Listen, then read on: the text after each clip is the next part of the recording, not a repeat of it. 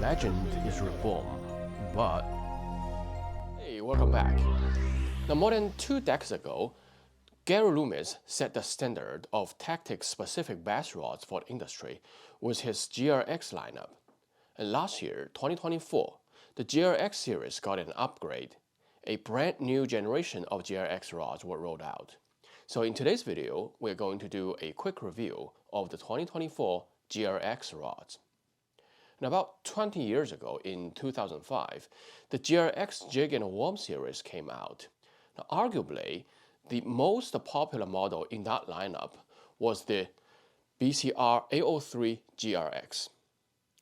The olive green extra fast action blank, equipped with nickel titanium recoil guides, quickly became a flagship sensation, not only because of the unique looking, but more importantly, because of its insane sensitivity, lightweight, balance, and power.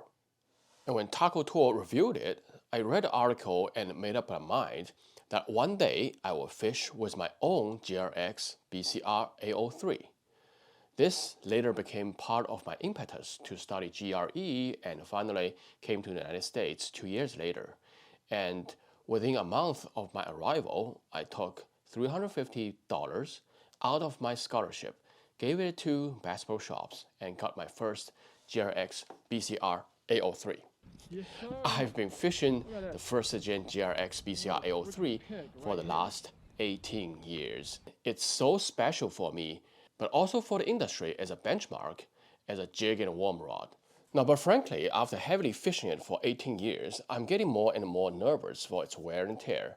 So when the 24 model came out, nothing makes more sense than to get the same 803 jig and worm rod to try it out first. So the 24 jig and worm rod uses a retro appearance design, paying a tribute to the first generation. Gold printing on a black blank, matched with a cork split handle. It's subtle, clean, and classical looking. Looks beautiful to me. Now, from the appearance, quite frankly, I like it a lot. I still sense the heritage from the first generation. It's almost like the retro gold printing and the low-key black blank totally offer the connection to the infamous first gen. Now, on the blank, 11 guides are installed. Gen 1 had 9 guides. Now, 11 guides for a 6/8 rod is kind of a lot. And this is one of the reasons that contributed to how the new blank actually fishes slightly different than the old one. And you will see that more in detail in a moment. Now, according to G.Loomis, a Fuji K series tangle-free silicon carbide or SiC guides are installed. The Fuji K series has both stainless steel frames and titanium frames. I looked up a lot of places, including G.Loomis' website, but not a single place actually mentioned what guide frame is actually installed on this new GRX series. But no problem. We only need a small, strong magnet. First is the titanium nickel recoil guides installed on the first gen GRX BCR803. The magnet has no effect on the guide. Next is the 2024 GRX guides. Looks like stainless steel frames are being used here. Well, although at least from the 3rd gen GRX, those stainless steel frames has already been started to use on the GRX, but inside of me, I still really hope they could actually put the titanium frame guides on. Well, I mean, its MSRP is over $525. And rods in the same price range, like the Megabus P5, has titanium frame guides. And also, now that you have 2 more guides on the blank, it actually makes more sense to me to put titanium on the blank. Now, similar to the NRX Plus, Shimano's custom CI4 Plus reel seat is used here. It's a carbon infusion reel seat, which makes the overall weight even less. The first generation has the full rear cork grip, while this new generation GRX uses the split cork handles. The split cork handle started on their 2nd gen upgrade in 2012.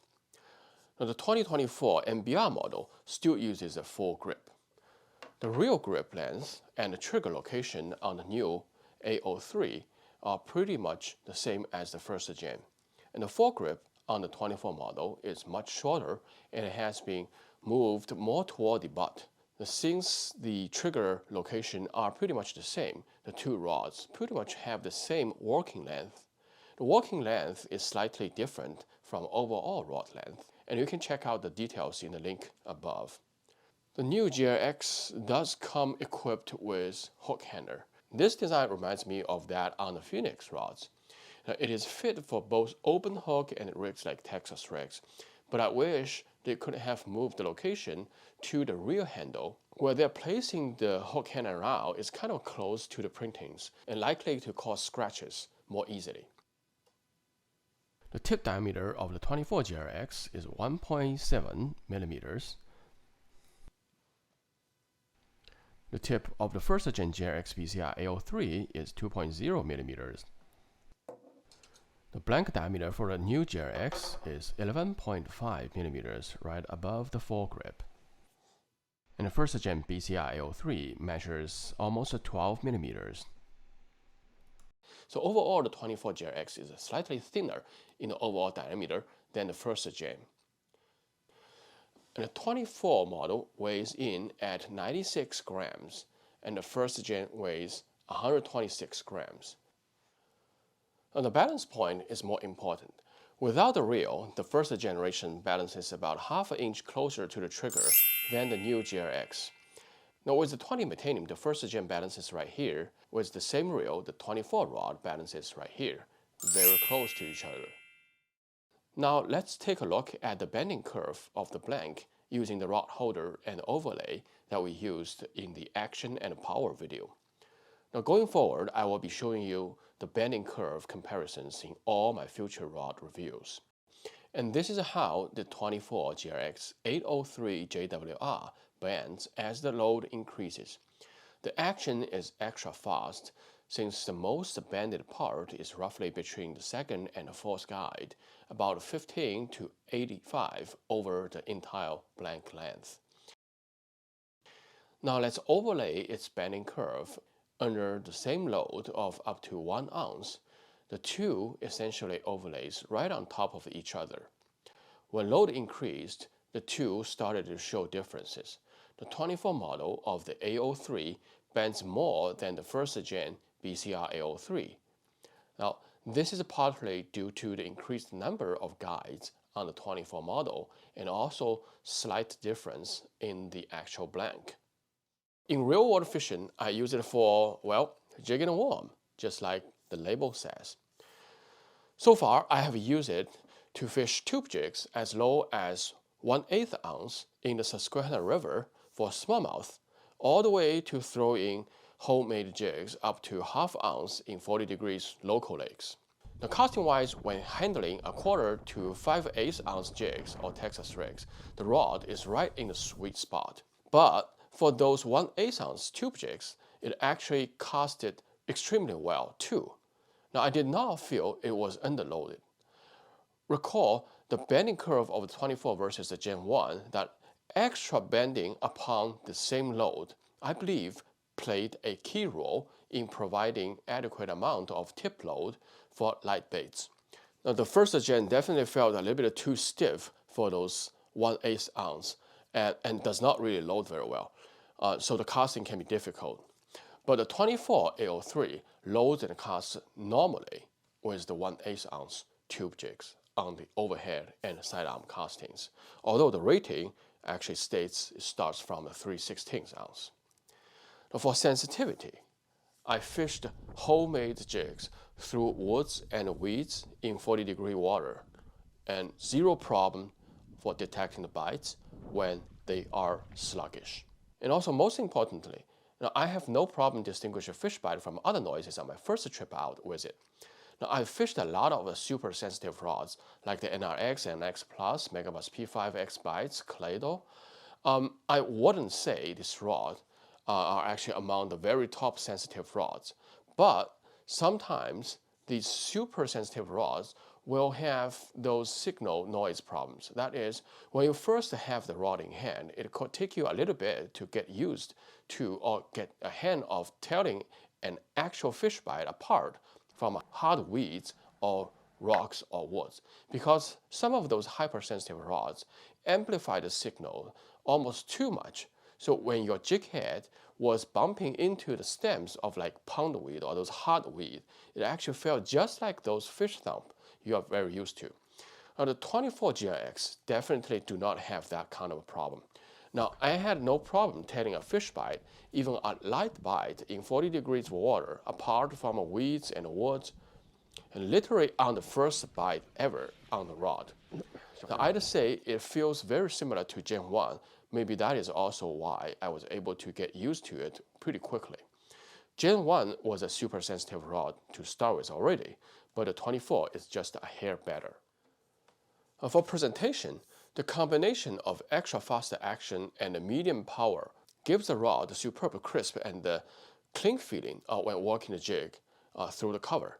It again feels very similar to the Gen 1.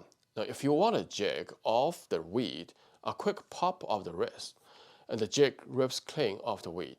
I'd say it fishes just like a high-end American standard jig rod.